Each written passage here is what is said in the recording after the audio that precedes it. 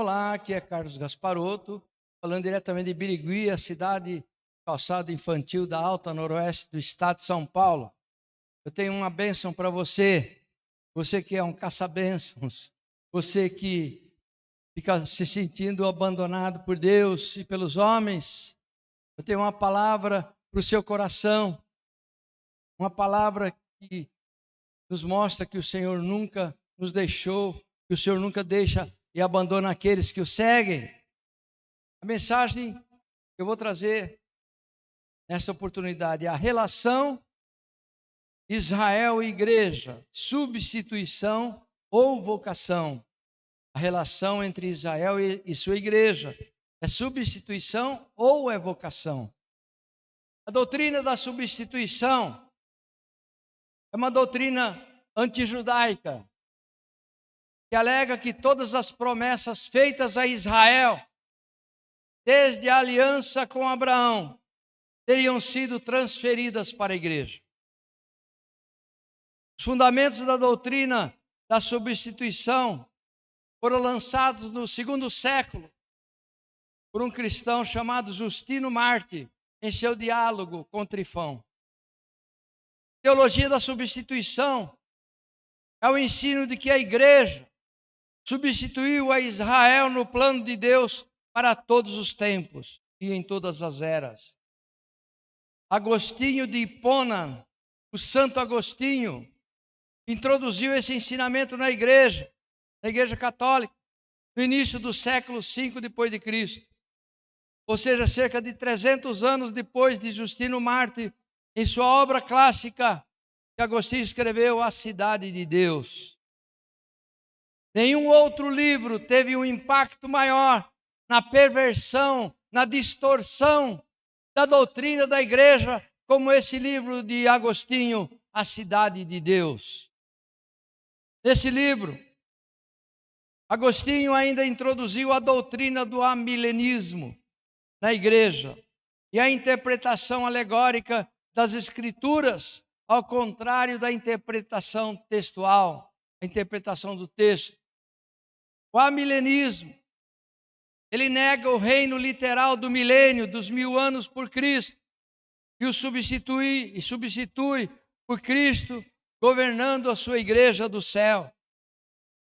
Agostinho atribuiu o significado de que a igreja substituiu a Israel, afirmando que a igreja conquistaria o mundo ao longo do tempo. Essa doutrina ensina que a igreja era o reino de Deus na terra, não Israel, fazendo uma distinção entre a cidade dos homens e a cidade de Deus. Agostinho discute a diferença entre a cidade dos homens, marcada pela busca dos prazeres materiais e passageiros, e a cidade de Deus, onde a verdadeira felicidade reside na comunhão com o divino. Portanto, Agostinho descreve o mundo dividido entre o mundo dos homens, ou seja, o mundo terreno, e o mundo dos céus, isto é, o mundo espiritual. Os judeus sabiam muito bem que o Messias restauraria o reino de Davi a Israel algum dia. Poucos dias antes de Jesus subir ao céu, os discípulos lhe perguntaram em Atos 1, verso 6, ajuntando-se, perguntaram-lhe, dizendo: Senhor, neste tempo restaurarás de novo o reino a Israel? Essa pergunta é compreensível, pois os discípulos já estavam pregando o evangelho do reino havia 3 anos. Jesus já havia dito aos seus discípulos que o reino estava próximo, mas a resposta de Jesus é bastante vaga, quando ele responde no versículo seguinte, em Atos 1:7, e disse-lhes: não vos compete saber os tempos ou as épocas que o Pai reservou por sua própria autoridade. Em retrospectiva, sabemos que Israel teria uma última chance de aceitar a Jesus como Messias em Atos capítulo 7, quando Estevão testificou perante o Sinédrio. Essa foi a oportunidade final de Israel do tempo de Jesus, ou dos tempos que se sucederam aos dias de Jesus, em receber o seu Messias e o seu reino no tempo da igreja primitiva. Mais tarde, 70 anos depois, no ano 70, os romanos destruíram o templo, saquearam Jerusalém e mataram milhares de judeus. Israel, então, recebeu esse julgamento, não o reino de Deus. Apesar de que Agostinho tenha dito sobre a igreja como o reino dos céus, onde Jesus reina, a igreja não se confunde com o reino. A igreja não é o reino. É fácil entender, porque a teologia da substituição foi adotada pela igreja. Eles confiaram mais em suas próprias observações do que na própria palavra de Deus. Em 17 de novembro de 1980, em Mainz, capital da Renânia, na Alemanha, Papa João Paulo II proferiu uma palavra clara sobre o assunto, que entrou para a história como o discurso sobre a aliança nunca revogada. Naquela ocasião, de fato, o Papa polonês, por um lado, afirmou que quem encontra Jesus encontra o judaísmo, e por outro lado, falou de um encontro entre o povo de Deus do Antigo Testamento e aquele do Novo Testamento. A frase se refere evidentemente ao texto de Romanos 11, 29, onde Paulo ensina que os dons de Deus são irrevogáveis. Os dons de Deus são irrevogáveis. Aquilo que Deus faz, Ele não desmancha. Aquilo que Deus dá, Ele não tira se a pessoa é fiel. Se Ele nos dá um dom, Ele não revoga. Um dom que Deus dá para alguém é um dom permanente. Os substitucionistas usam o enigma contido na parábola dos lavradores maus ou dos lavradores assassinos de Mateus 21 para justificarem essa doutrina. Mateus 21, 33 a 43. Ouvi ainda outra parábola. Houve um homem, pai de família, que plantou uma vinha e a cercou de uma vala, construiu nela um lagar e edificou uma torre e arrendou a uns lavradores e depois se ausentou para longe. Chegando o tempo da colheita, enviou seus servos aos lavradores para receber os seus frutos. E os lavradores, apoderando-se dos servos, feriram um, mataram outro e apedrejaram ao outro. Depois enviou outros servos em maior número do que os primeiros, e eles lhes fizeram o mesmo. E por último enviou-lhe o seu próprio filho, dizendo: terão respeito a meu filho. Mas os lavradores, vendo o filho, disseram entre si: este é o herdeiro. Vinde, vamos matá-lo e nos apoderaremos de sua herança. E lançando mão dele, o arrastaram para fora da vinha e o mataram. Quando, pois, vier o senhor da vinha, o que fará ele àqueles lavradores? Disseram-lhe eles: dará afrontosa morte aos maus e arrendará a vinha a outros lavradores, que a seu tempo lhe derem os respectivos frutos e sejam fiéis. Então lhes respondeu Jesus: nunca lestes nas Escrituras a pedra que os edificadores rejeitaram? Essa foi posta por cabeça de esquina. Pelo Senhor foi feito isto, e é maravilhoso aos nossos olhos. Portanto, eu vos digo que o reino de Deus vos será tirado e será dado a uma nação que dê os seus respectivos frutos. A interpretação equivocada desse texto é de que Jesus disse que o reino de Deus lhe seria tirado porque desobedeceram a Deus. E que esse reino seria dado a uma nação que desse os seus frutos. Essa declaração de Jesus não infere uma rejeição completa e eterna de Israel, e nem que os judeus tenham sido substituídos completamente pela igreja. Jesus fala em dar os seus frutos. Realmente Israel prevaricou, porque rejeitou o plano de Deus para eles como testemunhas do seu evangelho. Deixaram de pregar a palavra de Deus às demais nações e por isso não deram os frutos esperados por Deus. Além disso, rejeitaram o enviado de Deus, o seu Messias, na pessoa de Jesus. No entanto, por causa da aliança de Deus com Abraão, Deus não rejeitou definitivamente o seu povo. Realmente, os 3 capítulos centrais de Romanos 9 e até Romanos 11, após uma análise cuidadosa, são muito mais articulados nesse sentido pelo apóstolo Paulo. Veja como ele se expressa, Paulo, no capítulo 11 de Romanos 11, verso de 1 a 5. Digo, pois, porventura rejeitou Deus o seu povo? De modo nenhum, porque também eu sou israelita, da descendência de Abraão, da tribo de Benjamim. Deus não rejeitou o seu povo, que antes conheceu. Ou não sabeis o que a Escritura diz de Elias, como fala Deus contra Israel, dizendo, Senhor, mataram os teus profetas, derrubaram os teus altares, e só eu fiquei, e buscam a minha alma. Mas que lhe diz a resposta de Deus? Reservei para mim 7.000 homens que não dobraram os seus joelhos a Baal. Assim, pois, também agora neste tempo ficou um remanescente segundo a eleição da graça. Paulo expressa suas dores pelo seu povo por haverem rejeitado o Messias. Em Romanos 9, de 1 a 6, ele diz, em Cristo digo a verdade, eu não minto, que tenho grande tristeza e contínua dor no meu coração, porque eu mesmo poderia desejar ser anátema de Cristo por amor dos meus irmãos, que são meus parentes segundo a carne, que são israelitas, dos quais é a adoção de filhos, a glória, as alianças, a lei, o culto e as promessas, dos quais são os pais e dos quais é Cristo, segundo a carne, o qual é sobre todos, Deus bendito eternamente. Amém. Não que a palavra de Deus haja falhado, diz o apóstolo Paulo, porque nem todos os que são de Israel são israelitas. Com base em Gálatas 2,15, nós somos judeus por natureza e não pecadores dentre os gentios.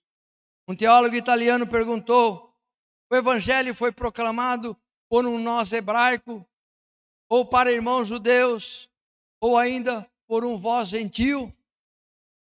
Será tal matiz que se mostrará logo mais decisiva do que parecia no início, a ponto de conduzir a comunidade de Jesus ressuscitado à convicção de representar algo de relativamente novo em relação a Israel?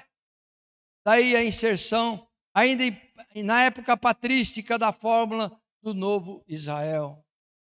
No entanto, refletindo o mistério da igreja, lembramos o vínculo espiritual que o povo do Novo Testamento tem, pois está diretamente ligado à descendência de Abraão por meio de seu descendente, que é Cristo. Introduzindo precisamente a igreja na categoria de povo de Deus, se recorre a uma forma concessiva como que a denunciar um certo embaraço. E embora a igreja seja o novo povo de Deus, nem por isso os judeus devem ser apresentados como reprovados inteiramente por Deus e malditos, como se tal coisa se concluísse a Sagrada Escritura. De verdade, há como que uma tensão teológica não resolvida entre o reconhecimento de Israel como povo de Deus, junto com a igreja, e a identificação de uma originalidade cristã em relação a Israel. Entre o desejo de superar o substitucionismo tradicional e a ideia de que é prerrogativa de constituir a verdade da salvação, que foi de fato transferida para os componentes da própria igreja. Como sair disso? Como resolver esse dilema? Na parábola dos trabalhadores da vinha, Jesus faz uma comparação entre o pagamento de salários e aos galardões, mas também explica que haverá quem seja o primeiro e quem seja o último no reino dos céus. Mateus 20, de 1:16, ele ensina, porque o reino dos céus é semelhante a um homem, pai de família, que saiu de madrugada a salariar trabalhadores para a sua vinha. E ajustando com os trabalhadores a 1 denário por dia, mandou-os para a sua vinha. E saindo perto das 9 horas, viu outros que estavam ociosos na praça. E disse-lhes: ide vós, pois, também para a vinha, e dar-vos-ei o que for justo. E eles foram. E saindo novamente, perto das 12 horas, meio-dia, e das 15 horas, ele fez o mesmo, repetidamente. E saindo perto das 17 horas, quando faltava ainda 1 hora para acabar o turno de trabalho, ele encontrou outros que estavam ociosos na praça e lhes perguntou: por que estáis parados durante o dia? E eles lhe disseram: porque ninguém nos contratou ainda. E disse-lhes então o fazendeiro: ide vós também para a vinha e recebereis aquilo que for justo. E chegando à noite, diz o senhor da vinha ao seu mordomo: chama os trabalhadores e paga-lhes a jornada, começando pelos últimos até os primeiros. Chegando os que tinham ido perto das 17 horas, receberam 1 denário cada um. Vindo, porém, os primeiros, pensaram que haveria de receber mais, mas do mesmo modo receberam apenas 1 denário cada um. E reclamaram contra o pai de família, dizendo: estes últimos trabalharam só 1 hora, e tu os igualaste conosco, que suportamos toda a fadiga do dia. Mas ele respondendo, disse a um deles: amigo, eu não te faço agravo. Não ajustaste tu comigo 1 denário por dia? Toma o que é teu e retira-te. Eu quero dar a este último tanto quanto eu paguei a ti. Ou não me é lícito fazer o que quiser do que é meu? Ou é mau o teu olho porque eu sou bom? Assim, os últimos serão os primeiros, e os primeiros serão os últimos, porque muitos são chamados, mas poucos os escolhidos. Jesus termina essa parábola. Amados, Jesus deixou bem claro que muitos são chamados para o reino dos céus, mas que poucos são os escolhidos. Dentre esses muitos estão o povo judeu, que na verdade era uma prioridade para Jesus, quando ele afirmou à mulher cananeia que não foi enviado senão as ovelhas perdidas da casa de Israel. Jesus disse taxativamente que ele foi chamado exclusivamente para pregar aos judeus. No entanto, eles o rejeitaram. É por isso que Pedro diz que Jesus foi a pedra angular que os edificadores de Israel rejeitaram. O apóstolo João, em João capítulo 1, verso 11 do seu evangelho, diz: ele veio para o que era seu, mas os seus não o receberam. Essa rejeição contínua de Cristo coloca os judeus como os últimos dessa palavra. Daí a expressão: mas os primeiros serão os últimos, porque os judeus era para serem os primeiros, já que Jesus os escolheu como prioridade do seu ministério, eles seriam os primeiros, mas ficaram para trás. Nesse texto também vimos como funciona a economia de Deus, na distribuição dos dons e dos talentos. O Espírito distribui os dons como quer e a quem quer. E no reino de Deus também irá galardoar os seus filhos conforme as suas obras, onde certamente teremos muitas surpresas. Os discípulos de Jesus demonstraram a sua preocupação com a vantagem de estarem seguindo a Cristo, como perguntando a Jesus: o que eu ganho com isso? Muitos estão pensando assim também: o que eu ganho com isso? O que eu ganho para seguir a Cristo? O que eu ganho para levar pedradas? O próprio apóstolo Pedro se preocupava com esse assunto. Mateus 19, de 27 a 30, diz assim: então Pedro, tomando a palavra, disse a Jesus, ou perguntou a Jesus: eis que nós deixamos tudo e te seguimos, o que nós receberemos? quando você é um discípulo novo, quando você é um discípulo ainda imaturo, você pergunta: o que eu ganho com isso? Ou quando você não é discípulo, você pergunta para Deus: o que eu ganho em seguir a Cristo? E Jesus respondeu a Pedro, dizendo: em verdade vos digo que vós que me seguistes, quando na regeneração, Filho do homem se assentar no trono da sua glória, também vós vos assentareis sobre 12 tronos para julgar as 12 tribos de Israel. Aquilo que a gente sempre diz, quando chegarmos nos céus, quando você chegar no céu, você vai procurar Deus. Cadê Deus? Eu quero ver Deus. Você vê Jesus no trono? Não, eu não quero só Jesus, eu quero Deus. Mas Jesus é que está no trono. Ninguém jamais viu a Deus, diz a palavra de Deus, mas a Jesus no trono. Quem está assentado no trono dos céus é Cristo.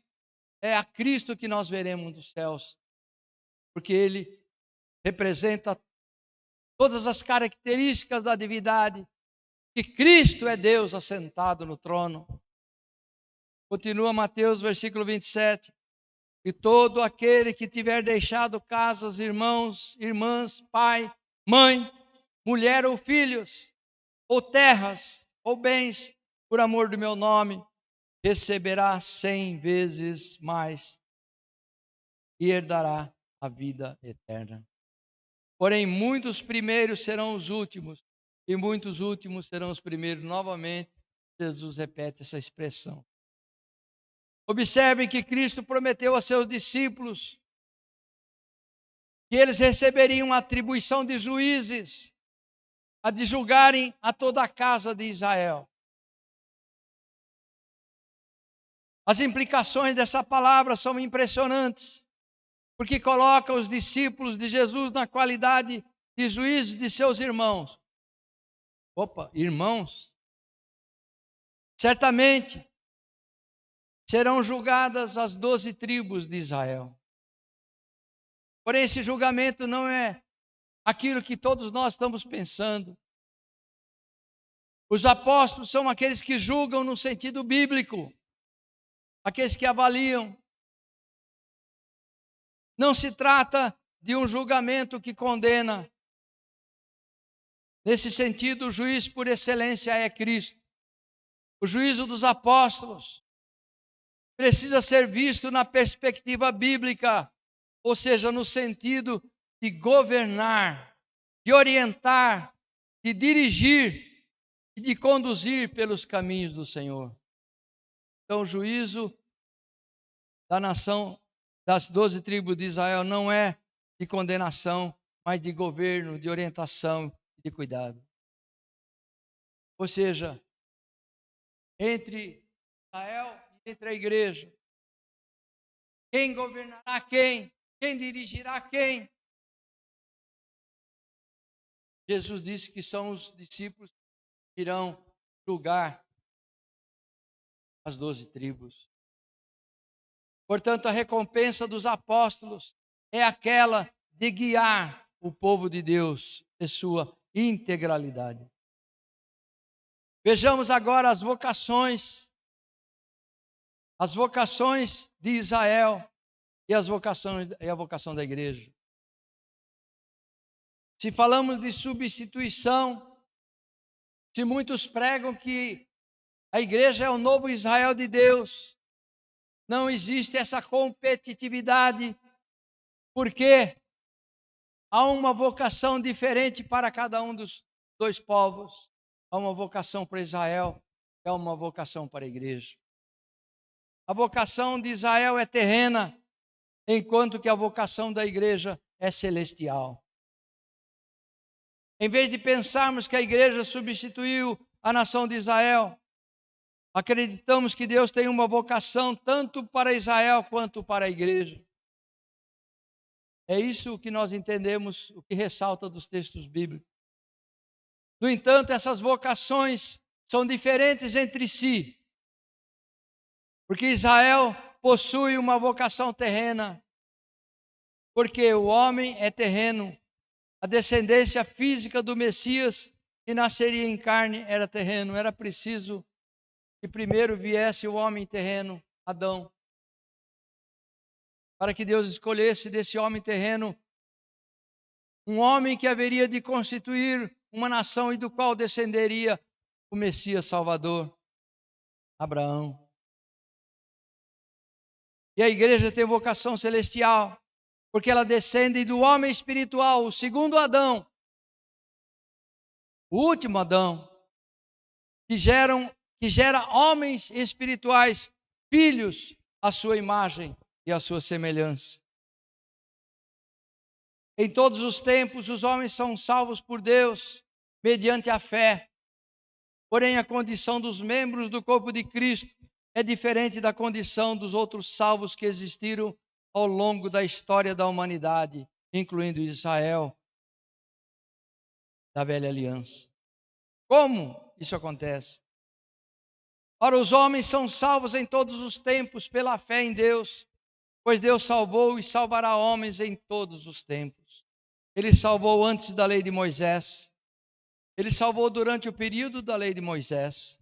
Ele salvou durante o período das boas novas do Evangelho. Ele salvará no tempo da grande tribulação. Ele salvará homens durante o milênio.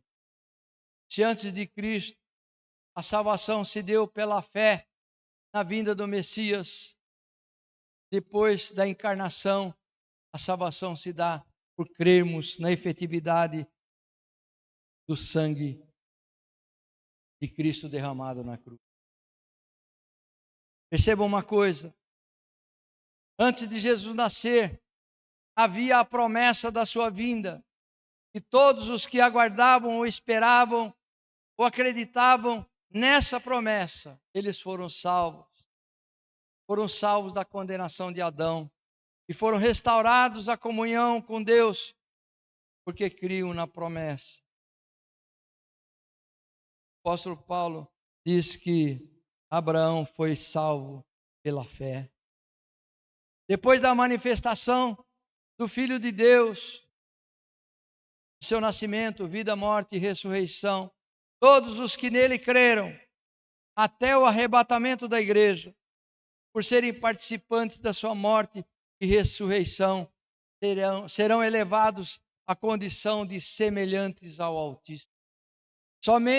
Qualidade que somente aqueles que pertencem ao corpo de Cristo, a igreja, é que serão semelhantes a Deus.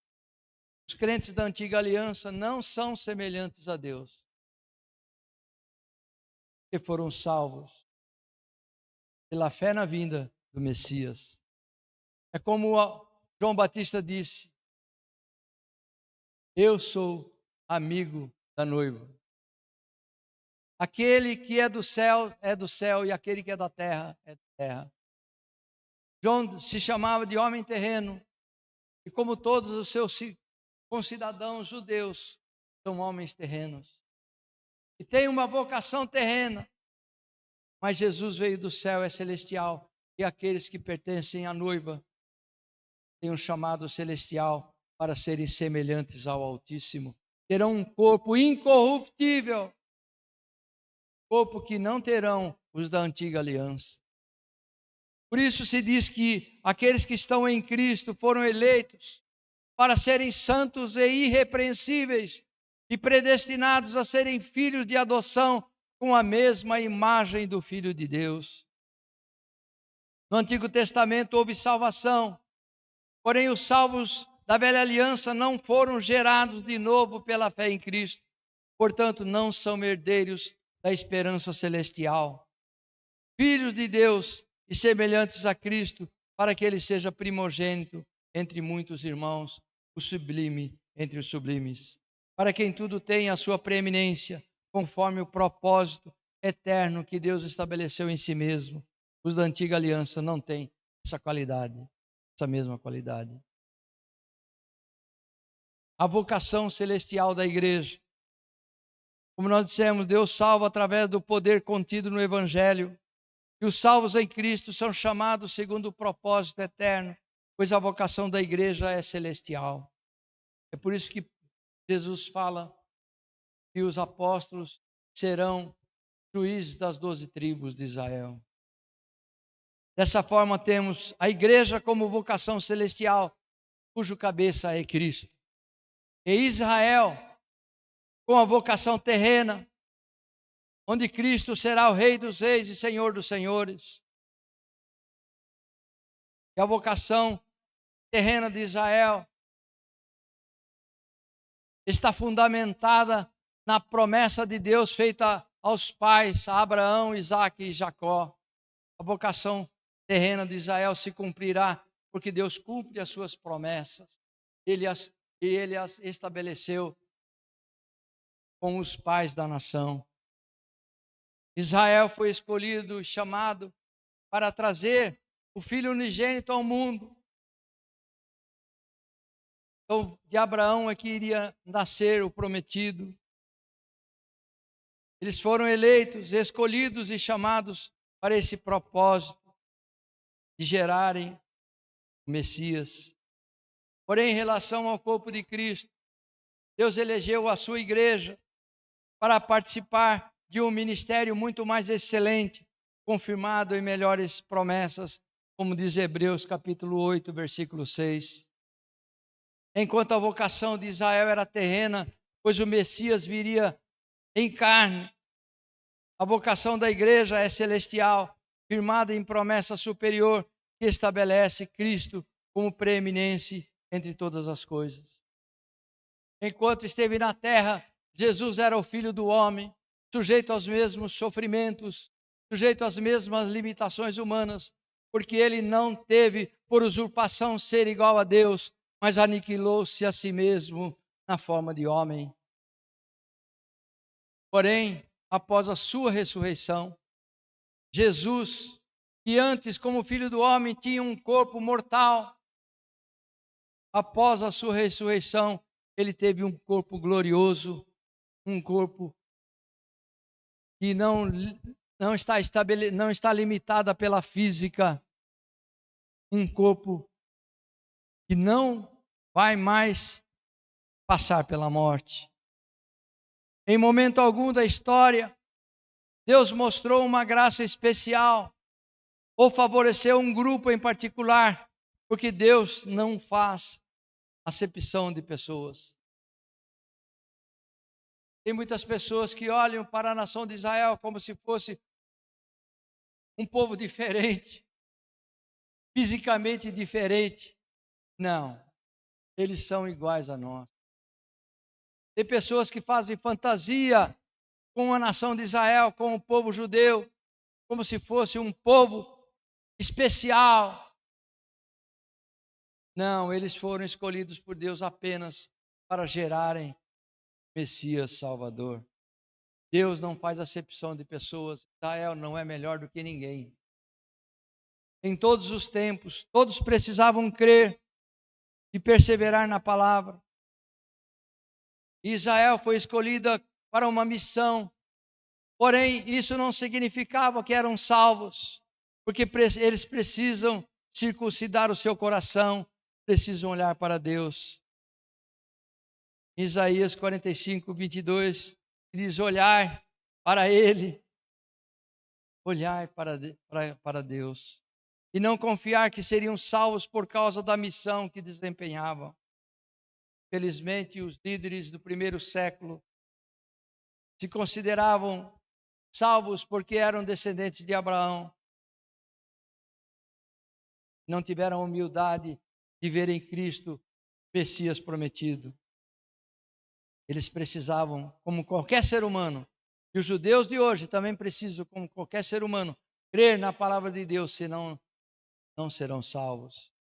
Da mesma forma que nós, os cristãos, precisamos crer e perseverar nessa palavra. A esperança dos salvos durante a antiga aliança é terrena. Israel tem a promessa da terra. A esperança dos salvos da antiga aliança é terrena, porque Israel tem a promessa da terra.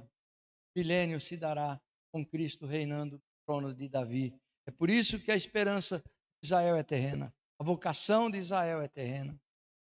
Já a vocação dos salvos, a esperança dos salvos, da dispensação da graça é celestial, porque eles habitarão o céu.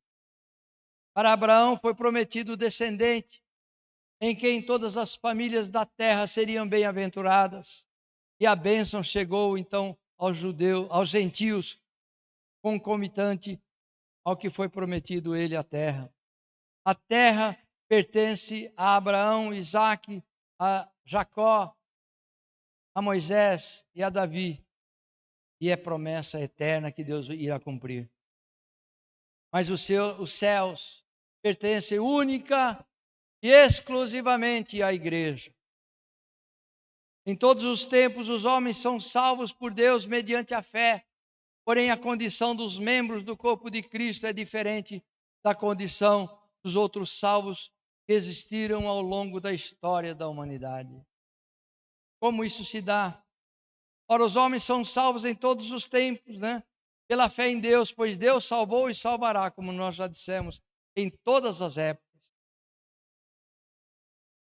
Veja, antes de Jesus nascer havia a promessa da sua vinda, e todos que aguardavam e criam nessa promessa foram salvos da condenação de Adão e restaurados à comunhão com Deus. Portanto, Abraão, Isaque, Jacó, Moisés, Davi são salvos por causa dessa esperança. Até Adão teve a oportunidade de ser salvo, porque lhe foi dado um evangelho, que está em Gênesis 3,15. A serpente iria morder a calcanhar da semente da mulher, mas a semente da mulher iria esmagar a cabeça da serpente. Essa foi a promessa.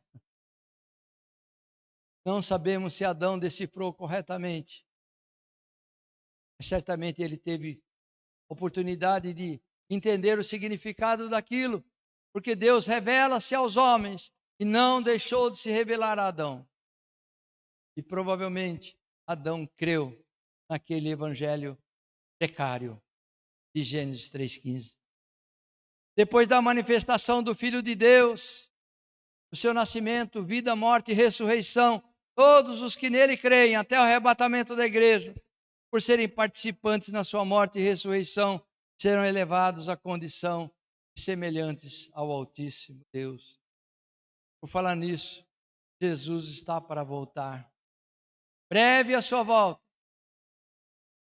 Imaginaram se findar 2024, a igreja não estiver mais aqui? Breve a sua volta. Confiem, confessem e continuem crendo que Jesus vai voltar para levar os seus. Depois da manifestação do Filho de Deus, então, todos os que nele creem, serão arrebatados. Por isso se diz que aqueles que estão em Cristo foram eleitos para serem santos e irrepreensíveis e predestinados a serem filhos por adoção na mesma imagem do Filho de Deus. É por isso que aqueles que creem em Cristo não são mais pecadores, porque não possuem mais a natureza do pecado, a natureza adâmica, mas foram regenerados pelo sangue de Cristo. Aqueles que creem em Cristo tornaram-se santos, porque por ele foram santificados. Conforme Paulo diz, o ministério de Cristo não é ministério do pecado, é ministério da salvação. No Antigo Testamento houve salvação também, porém os salvos da velha aliança não foram gerados de novo pela fé em Cristo, portanto não são herdeiros da esperança celestial. Filhos de Deus e semelhantes a Cristo, para que ele seja primogênito entre muitos irmãos. Eles não têm essa qualidade.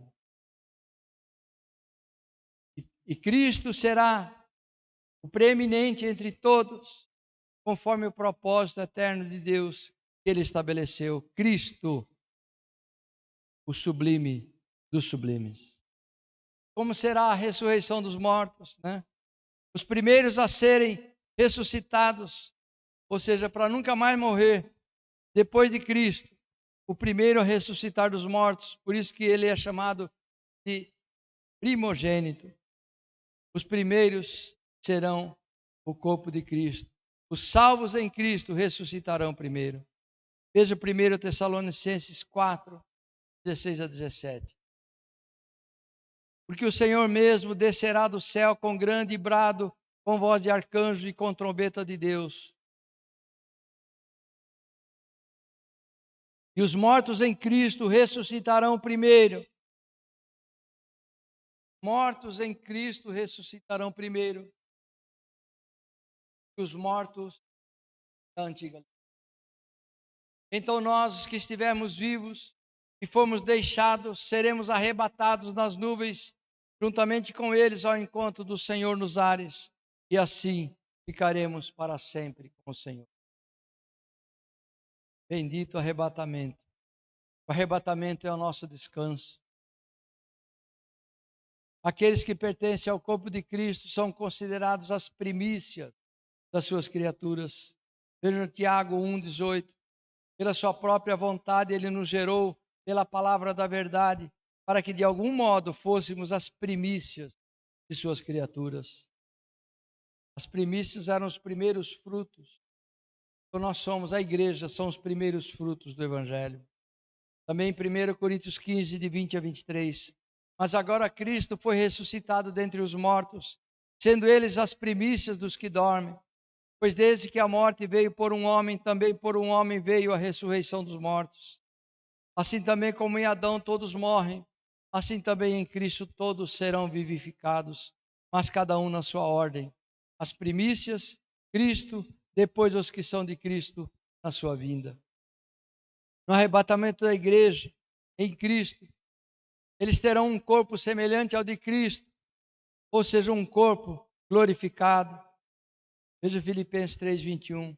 Mas a nossa pátria está nos céus, de onde esperamos o Salvador, o Senhor Jesus Cristo, que transformará o nosso corpo de humilhação para ser conforme o seu corpo glorioso, segundo o seu eficaz poder de sujeitar também a si todas as coisas.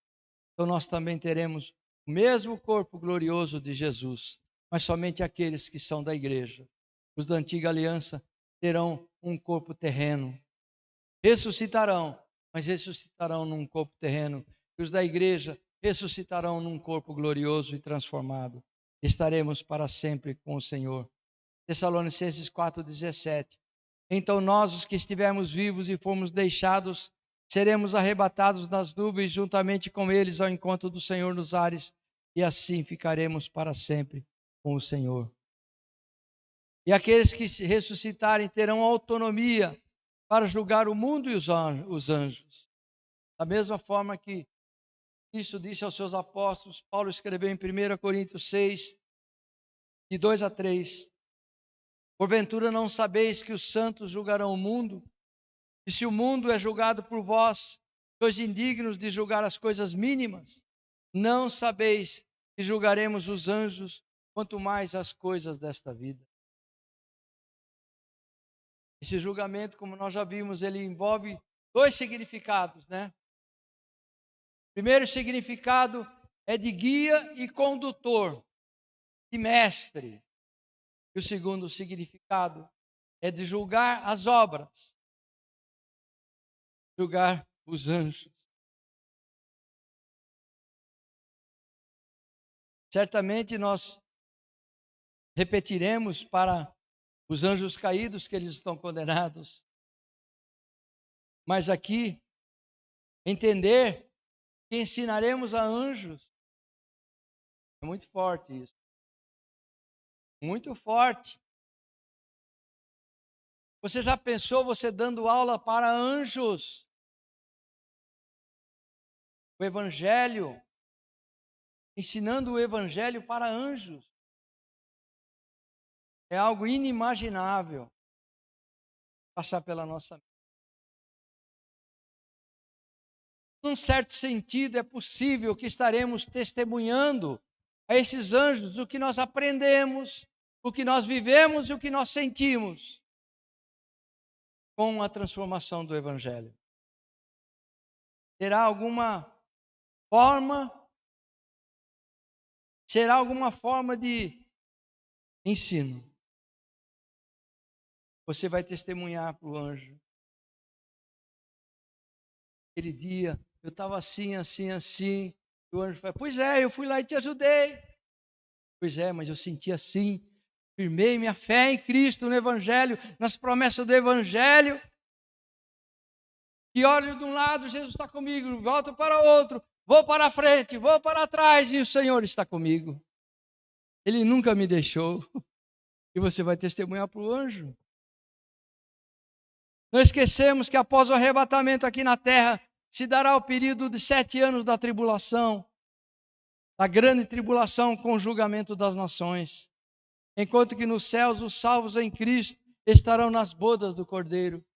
Enquanto se comemora as bodas do Cordeiro, um descanso celestial dos salvos aqui na terra, aqueles que rejeitaram o Evangelho estarão passando por julgamento, sendo submetidos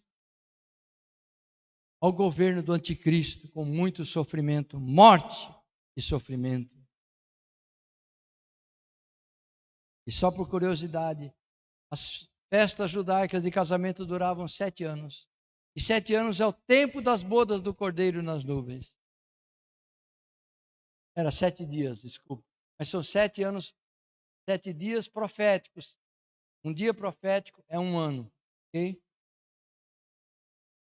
Após a grande tribulação, na volta de Cristo à terra, final dos 7 anos, Cristo voltará à terra. No final dos 7 anos, os judeus também que rejeitaram o seu Messias estarão clamando de joelhos, pedindo a vinda do Messias que eles ainda aguardam. Estarão de joelhos, sendo massacrados pelas hordas de soldados do anticristo. Quando eles veem que tudo está perdido, quando eles sentem que tudo está perdido, só Deus para socorrê-los, eles clamam pelo Messias e olham para as nuvens. Quando completarão aquilo que Ezequiel diz, contemplaram aquele cujos braços, cujo corpo foram transpassados, foi transpassado, chorarão amargamente, confessando o Messias que eles rejeitaram. Ao final, então, da grande tribulação, Jesus vem, a nação toda de Israel, 100% de Israel, se dobrará ao Messias Jesus Cristo, o Senhor, e declarando com seus lábios, Jesus é o Senhor. Jesus é o Senhor, Yeshua HaMashiach, na linguagem judaica. E esses ressurretos, então, receberão um corpo terreno. Os judeus receberão um corpo terreno e reinarão com Cristo aqui na terra por 1000 anos. Mas somente a igreja receberá um corpo igual ao de Cristo, ou seja, semelhante ao Cristo glorificado. Os mortos da antiga aliança e da grande tribulação receberão um corpo comum, né? Tanto os mortos da antiga aliança quanto os mortos da grande tribulação que creram em Jesus receberão um corpo terreno. Ou seja, quando da ressurreição, os salvos do Antigo Testamento continuarão sendo homens, com corpo de carne e sangue, porém vão gozar de longevidade no milênio, vida longa. Vão gozar de vida eterna na consumação de todas as coisas. Mas os salvos na plenitude dos gentios, a igreja, todos eles serão glorificados, terão um corpo glorificado, terão um corpo semelhante ao de Cristo glorificado. Em Apocalipse 20, de 4 a 6, são os chamados bem-aventurados que farão parte da primeira ressurreição. E todos os salvos são chamados de filhos de Deus. Porém, os salvos da antiga aliança são filhos por terem sido criados por Deus. Mas a igreja será filha por ter sido gerada por Deus, segundo a palavra da verdade. Os da antiga aliança foram criados por Deus. Os da nova aliança foram gerados por Deus, por meio de Cristo. Os salvos da antiga aliança e os judeus que entrarem no milênio serão governados por Cristo. Gozarão das prerrogativas de serem súditos do reino. Súditos do reino. e os mártires da grande tribulação serão reis e sacerdotes. Os mártires da grande tribulação serão reis e sacerdotes. Aos salvos que não são membros do corpo de Cristo, que é a igreja, não será dado a autonomia de julgar o mundo e os anjos. Os salvos que não são membros do corpo de Cristo, os salvos da antiga aliança e os salvos da grande tribulação, do milênio, os salvos do milênio, não irão julgar o mundo e os anjos. A ressurreição dos ímpios se dará após o milênio.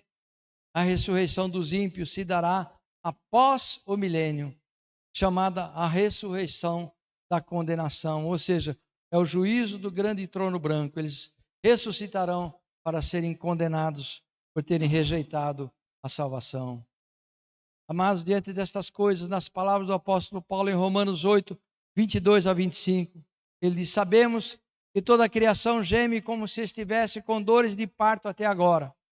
Não só ela, mas nós mesmos, que temos as primícias do Espírito, também gememos em nós mesmos, aguardando a adoção, a saber, a redenção do nosso corpo. Pois nesta esperança somos salvos, mas a esperança que se vê não é esperança. Quem espera por algo que já tem? Pergunta o apóstolo Paulo. Mas se esperamos o que não vemos, com perseverança o aguardamos. Portanto, irmãos, procurai fazer cada vez mais firme a vossa vocação e eleição, porque fazendo isso nunca, jamais tropeçareis. Diz o apóstolo Pedro. Concordo o apóstolo Pedro em capítulo 1, verso 10. Portanto, amados, a igreja não veio para substituir a Israel num sentido geral, mas apenas na pregação do evangelho. Missão abdicada e prevaricada por Israel. O principal é que Israel terá uma vocação terrena, enquanto que a igreja uma vocação celestial, com as diferenças que mencionamos. Israel reinará com Cristo direto do trono de Davi em Jerusalém, mas a vocação celestial da igreja será muito mais extensa e mais profunda, porque a igreja estará ensinando não somente ao mundo, mas aos anjos e à nação de Israel e a este mundo. Na vocação celestial da igreja, a igreja estará exercendo a missão de ensinar o evangelho a todos os povos e a todas as nações. Amém? Por isso, amados, aceite a Cristo como Senhor. Torne-se discípulo e venha participar de sua igreja. Você perguntou, né? Por um acaso perguntou: o que eu ganho com isso? Você ganha a salvação. Você será salvo se crer em Cristo e se perseverar na doutrina dos apóstolos. Perseverar na doutrina dos apóstolos é perseverar no corpo de Cristo, é estar inserido na igreja. Participe da igreja e tenha a vocação celestial que foi prometida a todos aqueles que seguem e perseveram no evangelho. Amém.